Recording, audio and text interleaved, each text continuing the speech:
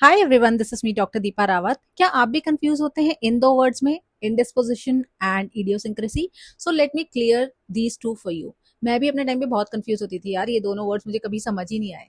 लेकिन आज मैं इन दोनों में डिफरेंशिएट करने वाली हूँ ताकि आप लोग कंफ्यूज ना हो। So what is indisposition? Indisposition is slight deviation from the state of health, जो अफोरिज्म 150 एंड फुटनोट अफोरिज्म 7 में डॉक्टर हैनेमन ने बताया है। The the hyper sensitive reaction to anything, जहां पर अफोरिज्म 117 में डॉक्टर हैनेमन ने इसके बारे में बात की है। सबसे पहले थोड़ा सा इंडिस्पोजिशन के बारे में जान लेते हैं कि इंडिस्पोजिशन आखिर क्या होता है।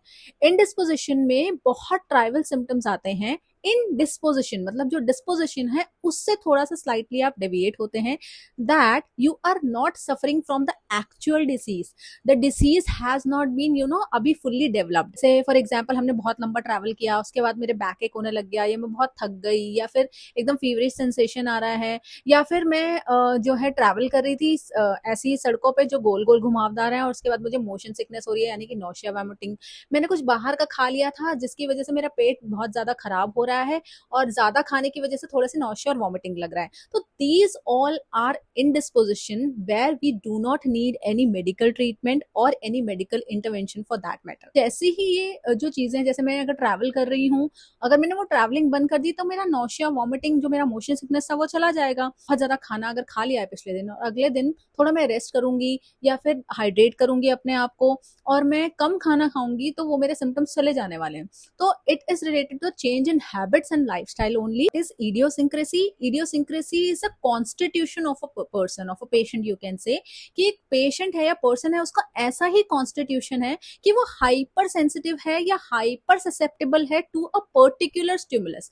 वो स्टिमुलस कोई ओडर भी हो सकता है, वो स्टिमुलस कोई ड्रग भी हो सकता है, कोई फूड भी हो सकता है। तो कोई भी ऐसी चीज जिसके लिए हम या कोई पेशेंट हाइपर ससेप्टेबल हो या हाइपर सेंसिटिव हो, जो हम हाइपर सेंसिटिविटी रिएक्शंस पढ़ते हैं ना पैथोलॉजी में, वो इसके ही सिमिलर है, वो यही है actually. If I talk about the definition, it can be inherited, it can be acquired, it is a peculiar constitution of the patient itself that creates a morbid states, जो most of the time harmless होती हैं, लेकिन ज्यादा होने की वजह से हमको एनाफाइलेक्टिक रिएक्शंस या एनाफाइलेक्टिक शॉक भी पेशेंट में देखने को मिल सकता है। अब इन दोनों में फर्क थोड़ा इतना है कि इडियोसिंक्रेसी में पेशेंट यूजुअली हेल्दी होता है, मतलब अगर उसके आसपास वो चीज नहीं है जिसकी वजह से उसको हाइपर सेंसिटिविटी रिएक्शन होता है, तब तक वो बिल्कुल नॉर्मल है, बिल्कुल हेल्दी है।